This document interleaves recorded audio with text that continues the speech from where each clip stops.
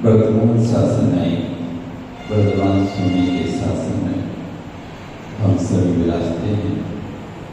तीर्थंकर जयंती की पूज देश मनुष्य जगत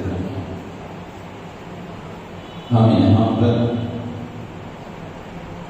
नरक गति में जाने के क्या क्या कारण हैं उनके विषय में चर्चा कर रहे हैं। कौन कौन से ऐसे पाप या ऐसी कौन कौन सी क्रियाएं हैं जिनसे जीव नरक गति को प्राप्त होता है। उसमें सबसे पहले हमने समझा था सप्त विषम का सेवन जो नरक गति में ले जाने में कारण बनता है। दूसरा कारण था पर स्त्री पर धन की आकांक्षा। तीसरा कारण था बहुत आरंभ सारंभ। चौथा कारण था बहुत लक्ष्मी परिग्रह को संचय करने में उद्यत रहना। पांचवा कारण क्रूर कर्म करने वाला, निर्दयी, रौद्र चित्त वाला, रौद्र ध्यान से निरत। छठवां नित्य विषयों में लंपट। सातवां मांस लोभी। आठवां नित्य कर्मों में संलग्न निंदीय व्यक्ति। नौवां जैन शास्त्रों का निंदक, जैन गुरुओं का, दिनेन्द्र देव का, जिन धर्म का उत्तर गुरुओं का निंदक, उनके प्रतिकूल आचरण करने वाला, कुछ शास्त्रों के अभ्यास में संलग्न। 11वां मिथ्या मतों में उद्धत, गुरु कुदेव का भक्त। 12वां खोटे पापों की प्रेरणा देना अथवा खोटे कर्मों को करना। 13वां था अत्यंत लोभी। अब आगे आ रहे हैं पाप करने में कुशल। जगत में कुशल किसको माना जाता है? जो अपना काम निकाल ले या जिसका जो अपना काम निकालना जानता हो उसको जगत में कुशल कहा जाता है। कुशल समझते हैं? होशियार। होशियार कैसे मानते हो? जो बड़ी सफाई से अपना काम कर ले और किसी को पता भी ना चलने दे, वो कुशल कहलाता है। आप बड़ी सफाई से किसी को ठग लें, बड़े कुशल है। आप बड़ी सफाई से अपनी बात को, झूठ बात को सच कर दें, बड़े कुशल हैं। आप अपनी कोई सी भी चोरी को इतने अच्छी तरीके से करें किसी पता भी नहीं चल पाएगा आप कोई चीज उठाई है, लोग इसको कुशल माना जाता है। हिंसा आदि 5 पापों को करने में जो व्यक्ति की कुशलता है, होशियारी, उसको लोग में कुशल कहते हैं। वास्तव में कुशलता नहीं है, अकुशलता है। जिसे लोग में कुशलता समझी जा रही है 5 पापों को करने में, वो 5 पाप हमारे आत्मा को नरक गति में ले जा रहे हैं। कुशल नहीं है, तुम अकुशल हो। देखने में लग रहा है कि हम कुशल हैं, की सफाई से काम कर दिया, तुम सफाई से काम कर सकते हो, आम लोगों से, दूसरे लोगों से छुपा के काम कर सकते हो, लेकिन स्वयं से कब छुपा पाओ? स्वयं से कैसे छुपा पाओ? और स्वयं से कैसे छुपा? अंधेरे कमरे में दरवाजा बंद करके पाप किया जा सकता है, दुनिया से छुपाया जा सकता है, लेकिन स्वयं से कैसे छुपाए?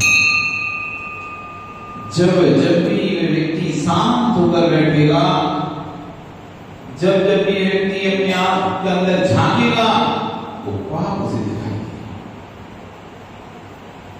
देगा। दुनिया के लोग तो अपराध की सजा देते हैं, जगत में सजा मिलती है, जिसकी पाप की सजा नहीं मिलती, अपराध की सजा मिलती है। अपराधी तो कम ही लोग होते हैं, लेकिन पापी बहुत लोग होते हैं। जिसका पाप पकड़ा हो गया तो अपराधी, जिसका पाप पकड़ा हो गया तो उसे तो तुम अपराधी कहकर संबोधित करते हो, गालियां देते हो, अरे बहुत गलत किया इसने, बहुत खराब किया इसने। लेकिन अपने हृदय से पूछो तुम कितने अपराधी हो? बस उसका उजागर हो गया है, तुम्हारा उजागर नहीं। उसका खुल गया है, तुम्हारा खुला नहीं है, इसलिए तुम कहते हो अरे वो अपराधी, उसने ऐसा पाप किया, ऐसा पाप किया, ऐसा पाप किया। स्वयं देखो कि तुमने कितने पाप किए।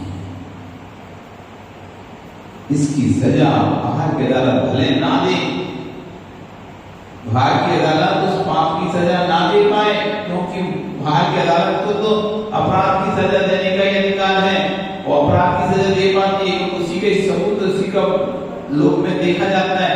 लेकिन जो पाप आपके अंदर प्रतिक्षण उत्पन्न हो रहा है, किसी को देखकर ईर्ष्या का पाप, किसी को देखकर क्लेश का पाप जो आपके अंदर चल रहा है, दूसरे की प्रति अशुभ परिणामों का जो पाप आपके अंदर चल रहा है, हिंसा, झूठ, चोरी, कुशील, परिग्रह, 5 पापों का पाप जो चल रहा है, उसकी सजा कौन देगा? कौन देगा उसकी सजा? कहने में हम कुशल हैं, लेकिन हम जितना सांसारिक क्रियाओं में कुशलता को, दक्षता को हासिल करते हैं, उतने ही हम मोक्ष मार्ग में अकुशल हैं।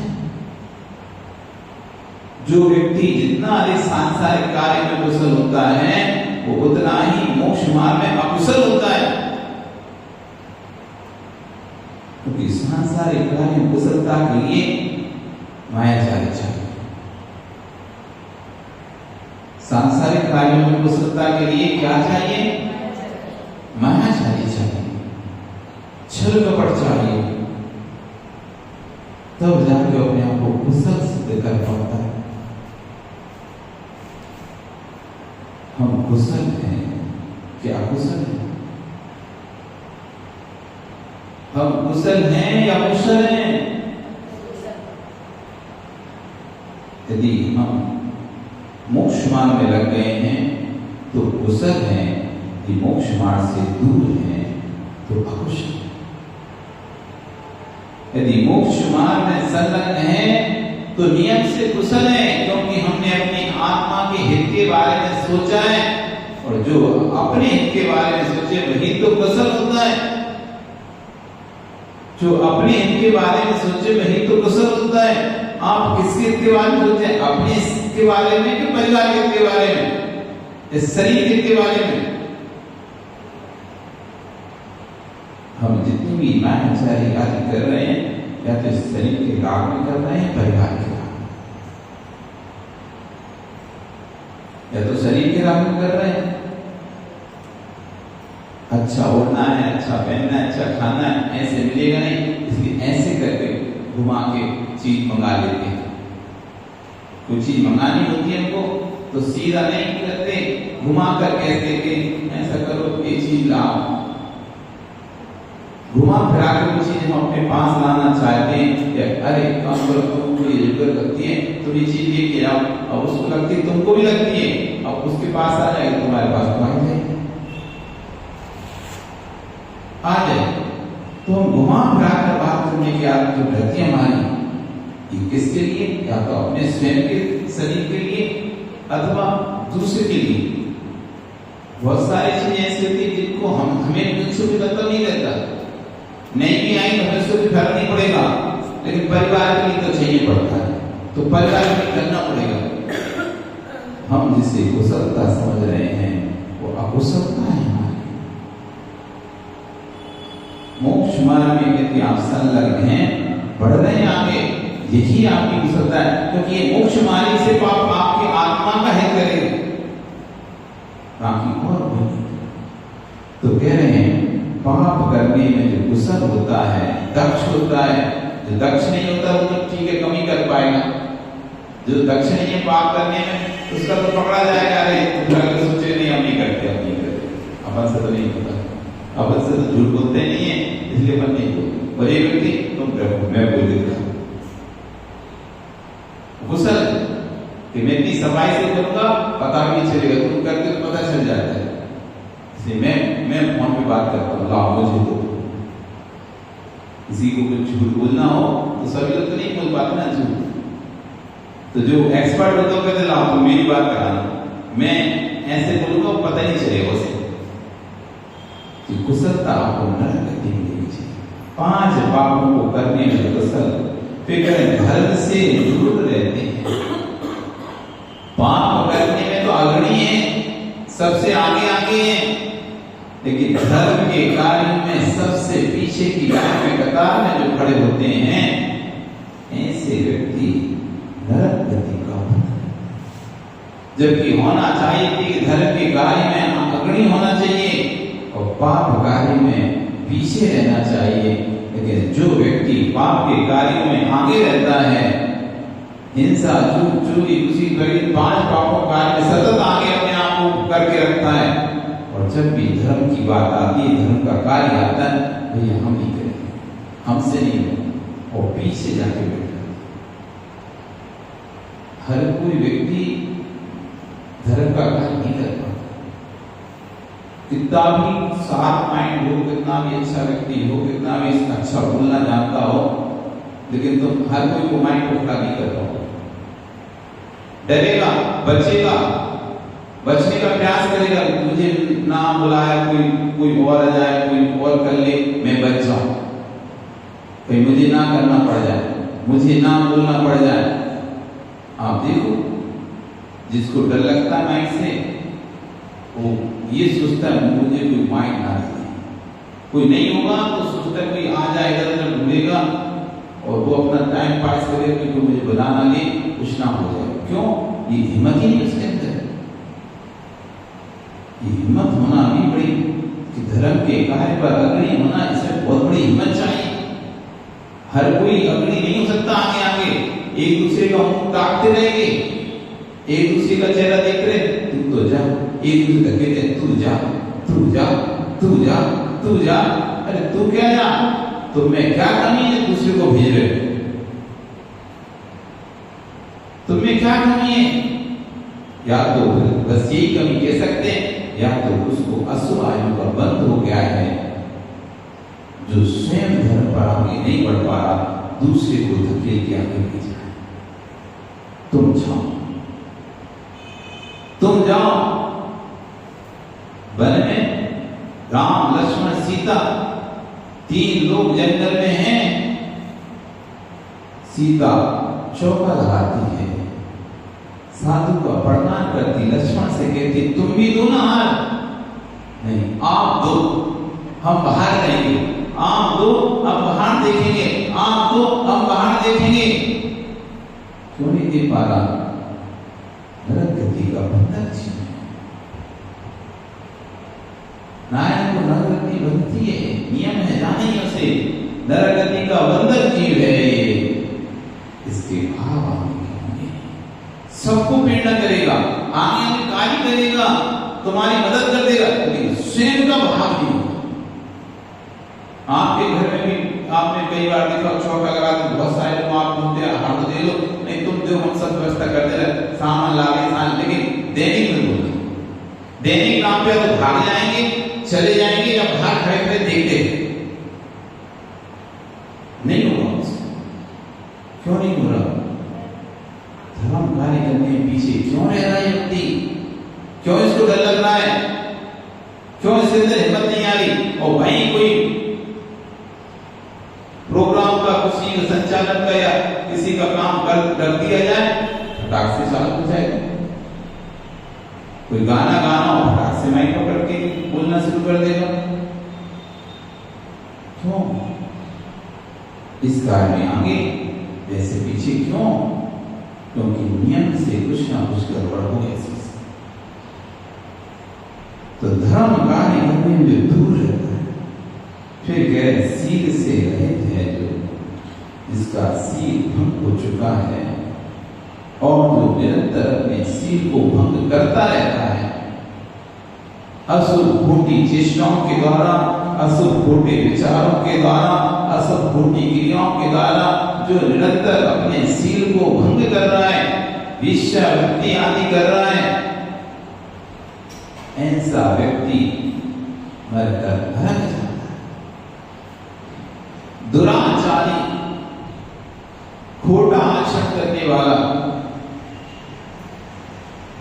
खोटी क्रियाएं करने वाला, खोटी चेष्टाएं करने वाला, मन की खोटी चेष्टाएं, वचन की खोटी चेष्टाएं, काय की खोटी चेष्टाएं, मन वचन काय की खोटी क्रियाओं को करने वाला, चेष्टाएं करने वाला, ऐसा व्यक्ति दुराचारी कहलाता है। अब दुराचार कर रहा है, दुराचार यानी जिसका आचरण दुर यानी विपरीत है, सम्यक आचरण नहीं है जिसका। जैन कुल के बाहर जिसका आचरण चल रहा है, यह सब दुराचार है। जैन कुल के बाहर का होने वाला आचरण दुराचरण की श्रेणी में आता है।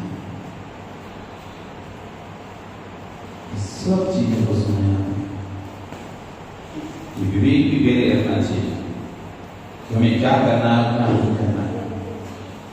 आप लोग बिल्कुल इस चीज का विवेक नहीं रहता। बैठे बैठे घंटों तक देखते रहोगे, लेकिन ये समझ नहीं करना है। सब चीजें पहले करना चाहिए। विवेक विवेक कहलाता है सरावा का, कि हम जहां बैठ रहे हैं उसके आसपास भी और देख लें कि कोई और भी बैठेगा तो कैसे बैठेगा। रोज रोज आप देखते हैं कि आपके अंदर इस चीज का विवेक बिल्कुल भी नहीं है कि कब क्या, कितने समय में कैसा क्या करना है। ये बात भी ध्यान रखो। ये भी विवेक जब तक नहीं होगा श्रावक के जीवन, तब तक वो गति से बल से वो अपने आप को रोक नहीं पाएगा। भगवान महावीर स्वामी के जीव को, भगवान महावीर स्वामी के शिष्यों को और आदिनाथ स्वामी के शिष्यों को पूरा प्रतिक्रमण करना पड़ता था। और अजितनाथ से लेकर पांचनाथ के शिष्यों को सिर्फ 10 शिक्षा में जितना दोष लगता था उतना ही बोलना पड़ता था। 10 शिक्षा में पूरा प्रतिक्रमण नहीं करना पड़ता था। क्यों? ऐसा क्यों? आदिनाथ के शिष्यों को पूरा प्रतिक्रमण क्यों करना पड़ रहा है? महावीर के शिष्यों को पूरा प्रतिक्रमण क्यों करना पड़ रहा है? आदिनाथ के शिष्य ज्ञान भी थे, भूले थे, उनको कुछ आता नहीं था। तो जिसको नहीं आता वो भी अपनी क्रियाओं में पूरा दोष करता है। और पता नहीं करना क्या है, पता नहीं करना क्या है, तो बैठा रहेगा। आपको पता नहीं कि सामने कैसे करनी, तो क्या करो, बैठ रहो बस। पता नहीं प्रतिक्रमण कैसे करना है, क्या करो, बैठ रहो। पता नहीं स्वाध्याय कैसे करना है, तो क्या करो, बैठ रहो। किस समय कौन सी क्रिया करना है पता ही नहीं है, तो फिर क्या होगा? दूसरा, आपको यदि पता ना है कि सूर्य का भोजन कैसे बनाते हैं, फिर क्या करोगे आप? जो होगा सो बना लोगे। आपको नहीं पता, ना मर्यादा का विवेक है, ना कुछ का भी पता नहीं है, किसी को जाने नहीं, देखे नहीं। जैसे आजकल नई नई जो बच्चियां बहुज्ञानी, उन्हें मर्यादा वगैरह पता नहीं क्या होती मर्यादा है। उनसे तुम खड़ा कर दो चौके के अंदर, लेके बनाना खाना, उसे पता नहीं सकड़ा क्या होता है, निकला क्या होता है, किस में हाथ लगाना है, किस में नहीं लगाना। आटे के डिब्बे को उठा के शक्कर का डिब्बा उठा लिया, शक्कर के डिब्बे को उठा के आटे का इसके हाथ उसमें उसके हाथ उसमें सब में लगा दिए, कोई विवेक नहीं है। तो अब उसको तो पता ही नहीं क्या होता है सकरा। आज पूछो तुम बहुत सारे लोग पता नहीं सकरा क्या होता है। पहले कोई अन्य की वस्तु से हाथ लग जाता था धो के फिर ऐसी वस्तु खाते थे जो अन्य की ना होती थी, सकरा हो जाएगा पूरा सामान। आज तो वही हाथों से सब सामान उठाते जाते हैं, निकालते जाते हैं, देते जाते हैं, ना सकरे का विवेक है ना नहीं, कुछ पता नहीं है कि क्या होता है। तो अनिविज्ञ हैं तब भी दोष लग रहे हैं। तो आदिनाथ भगवान के जो शिष्य थे सब ज्ञान अंत से अनभिज्ञ थे, चर्या आचरण कुछ भी पता नहीं था, क्योंकि आदिनाथ भगवान के पहले कोई आचरण था नहीं ऐसा कि जिसको फॉलो करे, कि कोई ग्रंथ था कि जिसको पढ़ पढ़ के आचरण करे। सब भोले भाले थे, कैसे करना है क्या करना है किसी को बोध ही ज्यादा नहीं था, इसलिए उनको कहा तक पूरा प्रतिक्रमण करो। आदिनाथ से फिर अजयनाथ की जब शिष्य हुए तो आदिनाथ को उपदेश और भी चीजें मिलते मिलते उतना ही पाप लगता था, उसका प्रायश्चित कर देते थे। लेकिन धीरे धीरे धीरे धीरे आते आते जब भगवान महावीर स्वामी काल आया तो लोगों की बुद्धि बकर हो गई, बकर हो गई, ज्यादा होशियार हो गए।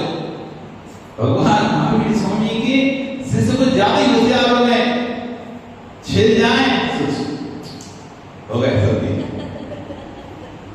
अरे छिल गए तो कपड़े बदलने की नहीं ना, क्या ऐसे गए और दो बूंदे पानी चार बूंदे पानी डाले, भाई क्या कपड़ों में खा होता है, भाप आने चाहिए अच्छी, कपड़ों से क्या होता है। तीन ऐसे शिष्य आ गए, एक को तो पता नहीं था सोला क्या होता है पहनना, तो दशहरा को मिलता तो पहन के किया जाता था, और से नहीं पता कि छिल जाते हैं, इससे छिल जाते। बहुत सारे लोग होते ना, इन्हें नहीं पता कि कपड़ा कैसे छिलता है, असोला कैसे होता है। वो तो सोले कपड़े पहनते हैं और वहीं पर्दा लगा, तो पहले पर्दा लगा के नहीं कपड़ा पहना और फिर पर्दा खोल के आ गए, पर्दा लगा के अंदर कमरे में ना पर्दा लगा के नहीं कपड़ा चेंज किए, और फिर जब सोलह चेंज किए तो पर्दा खोल के आ गए। मुझे पता नहीं कि इसका सोलह हो जाता है, ऐसे खोलने से असोलह जाने पता नहीं। तो बेचारे बोले वाले और एक पर्दा निकल रहा था, वो बड़ा ज्यादा होशियार होते ना कुछ लोग, ऐसे बच्चे निकलते उसमें से ऐसे टेढ़े हो गए, वो फिर भी लग गए। अरे कौन चेंज करे, थोड़ा पानी देना, लग हो गई ये महावीर के थे बकर बुद्धि, कुछ भी थोड़ा अरे तब फेंकेंगे क्या, तुम पागल हो, एक काम करो एक हटा दो बस, पूरा फेंकेंगे एक हटा दो चल जाएगा, कोई दिक्कत नहीं, थोड़ा सा हटा दो, नहीं फेंकेंगे। बकर बुद्धि, बकर बुद्धि।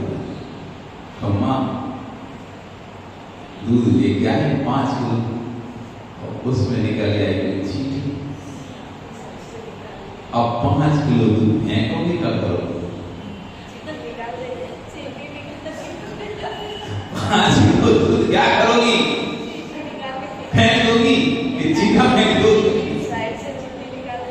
चीटी चम्मच से निकाल दोगी, उधर कर दोगी, झटका दोगी और हाथ धो दोगी, बस हो गया। ये बकर बुद्धि मानी जी, इसलिए इनको पूरा बुद्धि मानना।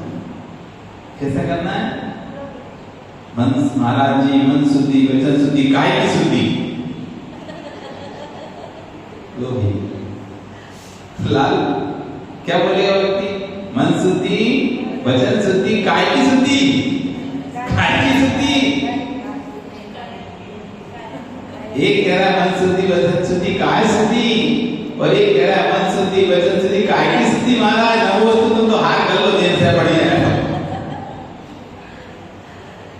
बकर बुद्धि वाले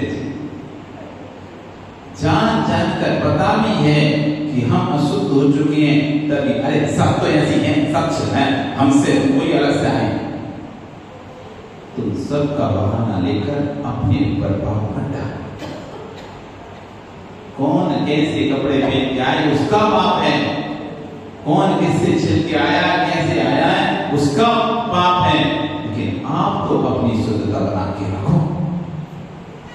दूसरे का एक्सरे देके सब ऐसे ही करते हैं, सब ऐसे ही करते हैं, सबके ऐसे ही होता है। हमको ये अलग से नहीं करते, सबके यहाँ ऐसा होता है महाराज। हम कुछ समझा महाराज, सभी लोग ऐसा करते हैं, आप हमें क्या समझा रहे? सभी लोग ऐसा करते हैं। और कई जगह तो लीले नहीं आ रही, बंदे आएंगे पैंट सब उतारेंगे और अंडरवियर वो जो पहने वो पहने रहेंगे, उसी को दुपट्टा पहने लेंगे।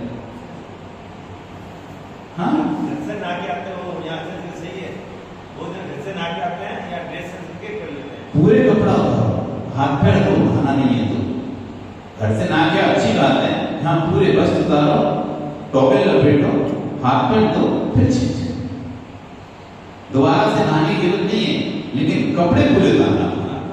ऐसा नहीं हम घर से नहा धो के कपड़े पहन के आए तो सब शुद्ध हैं, बस उन्हें उतारा और पहने। अब बहुत से तो और महान होते हैं, अरे नहीं हम चटनी निकलते हैं तो क्या करेंगे, जिस चटनी पहन के आए थे उसी चटनी में धोती खींचेंगे, उसी को लपेटेंगे, चटनी उतारेंगे और पहन के जाएंगे। उसी धोती सोले की धोती में लपेट लेंगे, फिर अंडरवियर उतार लेंगे, फिर पहन के जाएंगे। देखो महाराज ने अंडरवियर जो जानते उतार दिए तो हुआ क्या, तुम जो पहन के आए थे शर्म के, तुमको शर्म थी तो तुमने उसी को तो लपेट लिया। हुआ क्या, कोई मतलब नहीं रहा, वैसे के वैसा। तो ये भी नहीं रहता और वो लगता है बड़े होशियार है, तुमने जो सब उतार के गए। कुछ तो पहने जाते हैं, कुछ उतार के आते तो अटपटे टाइप उतार के आते हैं। होना ये चाहिए कि पूरे वस्त्र आप उतारें, टॉवेल लपेटे गीली करके, जो भी गीली टॉवेल है, यदि स्नान करना है तो स्नान करें, नहीं करना तो हाथ पैर धोकर फिर वस्त्र पहने। स्नान घर से करके आए तो हाथ पैर धोएं और फिर उसके बाद सोने का जो भी वस्त्र है वो आप उठाइए वो पहने। ऐसे आप लोग भी वस्त्र अपने छूने डाल देते हैं तो फिर आपको ऐसा नहीं करना कि ऐसे दूर से उठा लिए हाथ से, हम लोग कपड़ा हाथ में चिपकाएं और ले जाकर अगली बार। उसके लिए आपको एक ऐसा वस्त्र अपने घर में रखना पड़ेगा जो सोले में, जिसको आप अपने कमरे में पहन के फिर अपने वस्त्र उठा के खड़े करके सोले। ऐसा नहीं कि वो ये कपड़े तो एक पहने और दूर से आप उठाकर पन्नी में रख ली, वो नहीं चलता। वो क्या सोला, दूर से रख लिया, हाथ कपड़े से थोड़ा टच नहीं, हाथ ही लगाए। वही कपड़ा पहन के चप्पल पहन के आते हैं। हाँ वही कपड़ा पहन के चप्पल पहन के, सोने के कपड़े पहन के चप्पल पहन के आते तो अशुद्ध हो जाता।